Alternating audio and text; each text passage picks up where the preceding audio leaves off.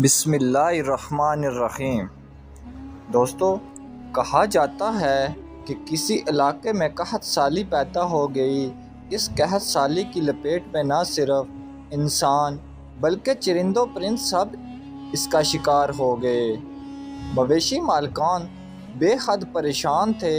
اس دوران ایک مسجد کے مولوی نے جمعہ کے خطبے میں نہایت یقین کے ساتھ یہ بات بتائی کہ اللہ کا نام لے کر یعنی بسم اللہ پڑھ کر دریا کو حکم دیا جائے تو وہ بھی نافرمانی نہیں کرتا۔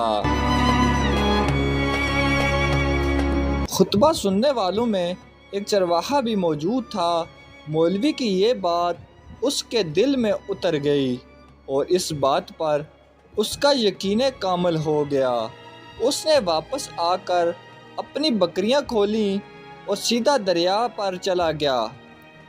اونچی آواز سے بسم اللہ الرحمن الرحیم پڑھا اور دریا کو کہا وہ اپنی بکریاں چروانے کے لیے دوسرے پار جانا چاہتا ہے، اور اسے کہا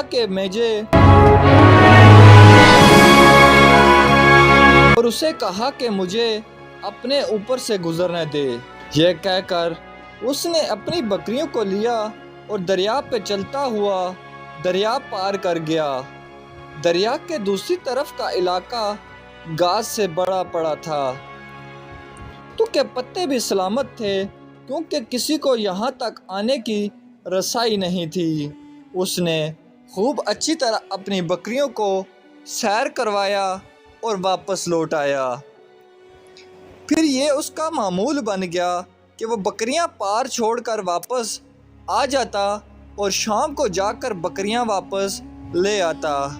اس کی بکریوں کا وزن دگنا چگنا ہو گیا۔ لوگ چونک گئے اور اس سے پوچھا کہ وہ اپنی بکریوں کو کیا کھلاتا ہے۔ وہ سیدھا سادہ اور صاف دل نوجوان تھا۔ اس نے صاف صاف بات بتا دی کہ جناب میں تو بسم اللہ الرحمن الرحیم پڑھ کر دریا پر چل کر اپنی بکریاں دوسری طرف چروانے لے جاتا ہوں۔ یہ بات سب نے سنی۔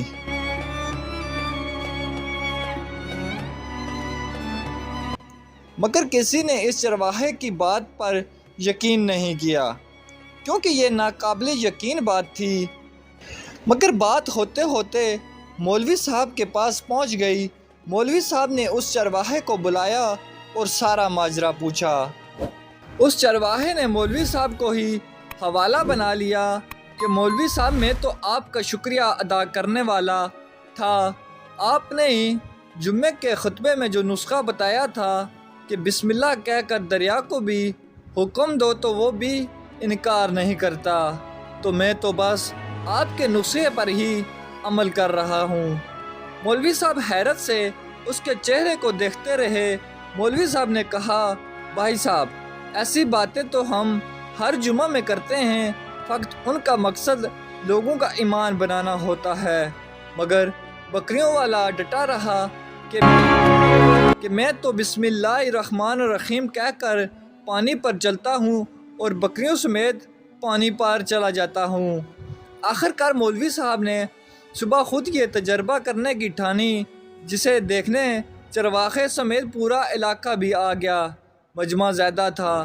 مولوی صاحب نے ایک دو بار سوچا کہ انکار کر دوں کہ کہیں ڈوب نہ جاؤں، مگر وہ جو مولوی صاحب کے کندھے پر اٹھا کر لائے تھے، اب وہ خوش و خروش سے اللہ اکبر کے نعرے لگا رہے تھے اور مولوی صاحب کے حق میں تعریفیں کر رہے تھے۔ آخرکار مولوی صاحب نے اپنے ڈر کو دور کرنے کے لیے ایک رسا منگوایا۔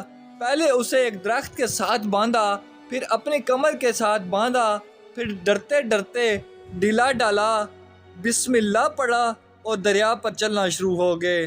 مگر پہلا پاؤں ہی رکھا تھا کہ پانی میں گر گئے۔ مولوی صاحب ڈبکیاں کھانے لگے اور پانی کے بہاؤ میں بہنے لگے۔ لوگوں نے کھینچ کھینچ کر باہر نکالا۔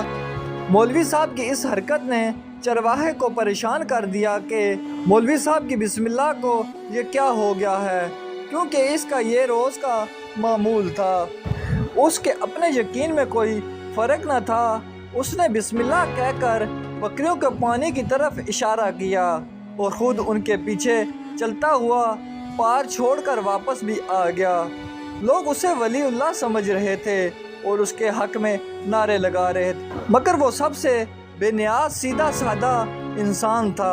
وہ مولوی صاحب کے پاس پہنچا اور کہا، مولوی صاحب میں آپ کی بسم اللہ کی تعریف سے کافی پریشان تھا، مگر پانی پر چلتے ہوئے مجھے آپ کی بسم اللہ کی بیماری کا پتہ چل گیا۔ اس چرواہے نے درخت سے باندھی رسی کی طرف اشارہ کیا اور کہا، مولوی صاحب یہ ہے آپ کی بسم اللہ کی بیماری، آپ کی بسم اللہ کی برکت کو یہ رسہ کھا گیا ہے۔ آپ کو اللہ اور بسم اللہ سے زیادہ اس رسی پر بھروسہ تھا، لہٰذا اللہ نے بھی آپ کو رسی کے حوالے کر دیا۔